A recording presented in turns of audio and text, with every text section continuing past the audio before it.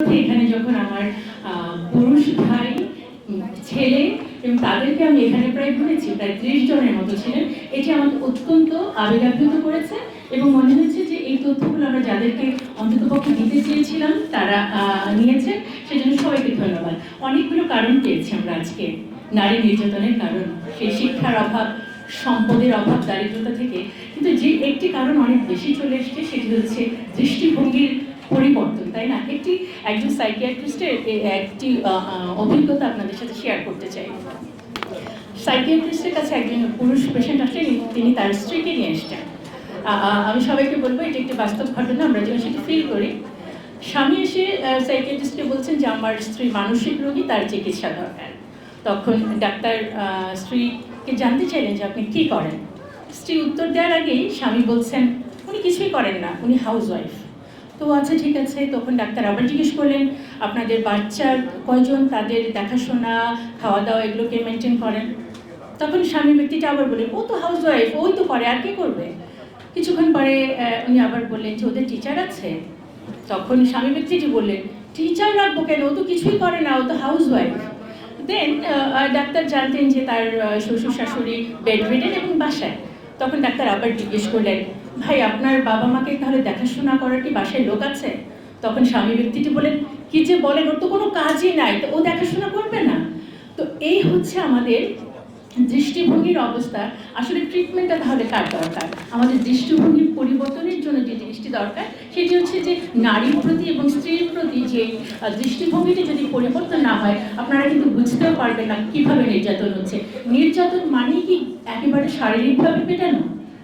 আমি যদি বলি আজকে যখন আমরা এখানে এসেছি এবং অধিকাংশকে আমি দেখতে পাচ্ছি হিজাব অথবা নিকাব পরা, কোনো কোনো ভাইয়ের মনে যদি এই প্রশ্নটি এসেই থাকে এই মহিলারা এখানে কি প্রোগ্রাম করবে, এটা একটু জানা দরকার, বোঝা দরকার। আমরা হয়তো সাংবাদিক হিসেবে এসেছি, কিন্তু মনের ভেতরে একটা কিন্তু এই প্রশ্নটা এসেছে, এই যে যদি অবজ্ঞা না হোক যে এরাও প্রোগ্রাম করে, এটাও কিন্তু এক ধরনের একটা মানসিক নির্যাতন আমি যেটি বলবো। সো আগে আমাদের সবাইকে মর্যাদাটা দিতে হবে এবং আপনার বোনকে, আমাদের কন্যাকে, সবাইকে। আর আমি যেটি বলতে চাই যে আমরা কিন্তু প্রধান অতিথিকে আমি অনেক বেশি ধন্যবাদ দিই। উনি এত প্র্যাকটিক্যাল অভিজ্ঞতাগুলো আমাদের মাঝখানে নিয়ে এসছেন এবং আমি নাম ধরে সব আপনাদের কথা যদি বলি, ইসলামকেও এত চমৎকারভাবে এখানে তুলে ধরা হয়েছে। আমি বকুল আপাকে অনেক ধন্যবাদ দিই যে তিনি নতুন বাংলাদেশ গড়ার একটি অঙ্গীকারও কিন্তু আমাদের আজকের এই প্রোগ্রামে নিয়ে আসছে। তার মানে কি আমরা অনেকগুলো কারণ পাচ্ছি নারী নির্যাতনের পেছনে যেগুলো অনুঘটক হিসেবে কাজ করছে। তার মানে কি তাহলে কি আমরা দমে যাব? আমরা কি এগুলোকেই সবসময় মেনে যাব? আমি এই আজকে যারা আমরা আছি, আমরা আমাদের জন্য একটি একটি ছোট গল্প শেয়ার করতে চাই। তার আগে একটা বলে নেই, আমাদের প্রধান অতিথি বললেন যে এম্পাওয়ারমেন্টের কথা। কমলা ভাসিনের নাম যদি আপনারা শুনে থাকেন, উনি একজন ইন্ডিয়ান জেন্ডার স্কলার।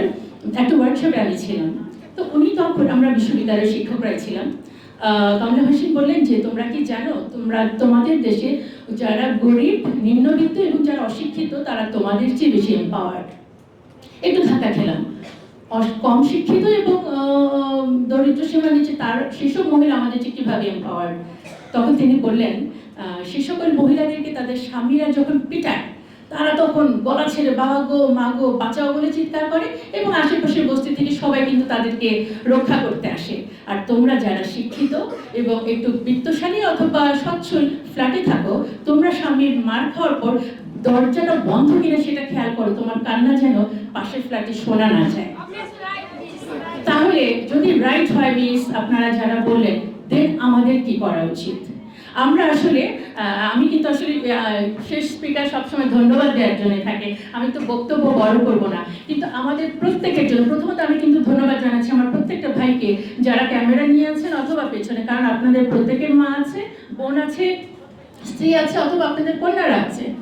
আমাদেরকে প্রথমেই ভাবতে হবে যে আমরা সেই মর্যাদাটা দিচ্ছি কিনা, বা যুগ যুগ ধরে আমরা আসলে কি দেখছি। তাহলে আমি সেই ছোট গল্প যেটি বলবো বলেছিলাম যে দীর্ঘদিন ধরে নির্যাতিত হতে হতে আমরা ধরেই নিয়েছি যে এভাবেই চলবে। সেই সার্কাসের হাতির একটি গল্প বলি আপনাদেরকে। আপনারা যারা সার্কাসে হাতির খেলা দেখেছেন, সে কিন্তু ও মালিকের কথা উদ্বোস করে, বিভিন্ন ধরনের খেলা দেখায়, কিন্তু শুরুটা কি এমন ছিল? জঙ্গল থেকে বিশাল আকার হাতিকে যখন ধরে আনা হয় তখন তাকে লোহার শেকল দিয়ে একটি বড় থামের সাথে বেঁধে রাখা হয়। সে বারবার শেকল ছেড়ে যেতে চায় এবং সেই শেকলে তার পাটা একটু একটু করে কেটে যায়। সে আবার চেষ্টা করে, সে বারবার রক্তাক্ত হয়। তখন হাতিটি একসময় বিশ্বাস করে এই শেকল ভাঙা তার পক্ষে সম্ভব না, এবং তখন সেই, আপনারা সার্কাসের প্যান্ডেলগুলো দেখেছেন কিনা, সামান্য বাঁশ বেত দিয়ে করা থাকে প্যান্ডেলটি। তখন যখন সেই হাতিকে নর্মাল একটা খুঁটির সাথে বেঁধে রাখা হয়, তখন সে সেখানে থেকে সব কাজকর্ম করে, সব খেলা দেখায়। তো একদিন কি হলো, সেই প্যান্ডেলে আগুন লেগে গেল, চতুর্দিকে আগুন। হাতিটি যদি জাস্ট অল্প একটু ছুটে যেত, পুরো প্যান্ডেলটি নিয়ে কিন্তু সে বেঁচে যেতে পারতো। কিন্তু দীর্ঘদিন লোহার শেকলে বাঁধা, রক্তাক্ত হতে হতে তার মনে এই বিশ্বাস জন্মে গেছে সে যদি একটু নড়ে হয়তো পাটি আবার কেটে যাবে। ফলে সে শেকল থেকে আর বের হওয়ার চেষ্টা করলো না। আগুনে পুড়ে সেই হাতিটি, কিন্তু বিশাল আকার হাতিটি, তার ক্ষমতার বিশ্বাস হারানোর ফলে সে মারা গেল। সো আমি আমার প্রত্যেকটা বোন শুধু না, আমি আমার ভাইদেরকেও বলতে চাই, যুগ যুগ ধরে যদি দেখে থাকেন আপনার মায়েরা, আপনার বোনেরা এরকম ভাবে নির্যাতিত হয়েছে, আমরা সবচেয়ে ভালোবাসি আমাদের সন্তানকে, সেটা ছেলে এবং মেয়ে সবাইকে। যদি আমরা চাই তাদেরকে বাঁচাতে, তাহলে কিন্তু আমাদেরকে দৃষ্টিভঙ্গিটা পরিবর্তন করতে হবে। এটার জন্য কোনো থিওরি বা, আমি যেটা বলবো, আমাদের অতিথিদের নাম ধরে আসলে বলা হলো না, আমাকে ক্ষমা করবেন, তারা বলেছেন কোনো ক্যাপসুল নাই, ক্যাপসুলটা খাইয়ে দিব আর নারী নির্যাতন বন্ধ হয়ে যাবে। সেখানে আমাদেরকেই কিন্তু একতাবদ্ধ হতে হবে। এবারের যে থিম, একতাবদ্ধ হবো কি দিয়ে? সে আমি এবং আমার মধ্যে যে মানবিক সত্তা, পরিবারটাকে আমি গড়ে তুলবো মানবিকভাবে, আমার ছেলে যেন কাউকে নির্যাতন না করে সেভাবে করে, এবং নারী পুরুষের সমতা। এই কথাটা বললেই একটা ফ্যামিনিস্ট হিসেবে কিন্তু যে কাউকে আঙুল তুলে আমরা কথা বলি, একটি না বলেই ব্যাখ্যাটি করতে পারছি না। আমরা সমান অধিকার চাই বললে জিনিসটি শুনতে খারাপ লাগে। আল্লাহ তো সবাইকে সমান হিসেবে তৈরি করেন নাই, তাই তো? বাট আজকে একটা শব্দ অন্তত কথা আপনাদের সাথে শেয়ার করি। আল্লাহ তাআলা একরকম বানাননি, এই শব্দটা হচ্ছে সেম। আর আমরা যে রাইটটি চাই সেটি হচ্ছে equal, equal right in the society. কোনোদিনই ছেলে এবং মেয়ে সমান হতে পারে না, সেম হবে না, কিন্তু ইকুয়াল রাইট আমরা পেতে পারি। এই জায়গাটা যেন আমরা অবশ্যই খেয়াল করি। এবং আমরা যারা, আমরা যেটা বলতে চাই যে আপনারা স্বীকার করেন আর নাই করেন, হিজাব অথবা পর্দা করা দেখলেই মনে হচ্ছে তারা অত্যন্ত কোমল, তাদেরকে যা খুশি তাই বলা যাবে এবং তাদের সব কিছু সয়ে নিতে হবে। বোনেরা এবং ভাইয়েরা, আমি বলতে চাই যে আমরা যারা পর্দা করি, খুব বিনয়ের সাথে বলছি, আমরা সৌন্দর্যটাই ঢেকে রাখি, আমরা আমাদের ব্রেনকে কিন্তু খোলা রেখেছি, ব্রেনকে কিন্তু ঢেকে দেই নাই। আমাদের ক্যাপাসিটি আছে, আমরা সৌন্দর্যকে থেকে আমরা সব দিকে কাজগুলোতে এগিয়ে যেতে পারবো, নিজের আত্মশক্তিকে জাগ্রত করবো।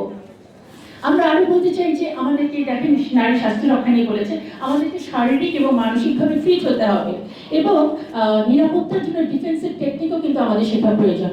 আমাদের এটাতে আমি কোথাও কোনো বাধা মনে করছি না, এবং সার্টিফিকেট বেস শিক্ষার পাশাপাশি আমাদের মানবিক দীক্ষায় দীক্ষিত হতে হবে, গড়ে তুলবো একটি সামাজিক মানবিক পরিবার এবং সমাজ এবং রাষ্ট্র।